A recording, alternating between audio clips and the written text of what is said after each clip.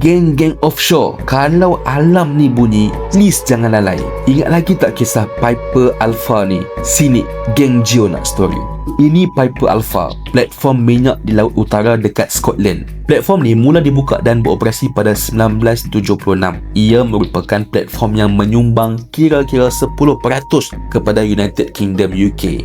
Pada 6 Julai 1988, inilah tarikh tragedi yang meragut ratusan nyawa. Shift malam hidupkan pam yang sepatutnya off sebab tengah maintenance. Permit ada, tapi info tak sampai. Sebab masa tu tiba-tiba sistem komunikasi breakdown. Hasil dia, gas bocor dari pipe tanpa injap keselamatan. Terus kena ignition source dan terus letupan pertama berlaku. Api makin marak sebab pipe line supply gas. Platform pula memang tak boleh diselamatkan.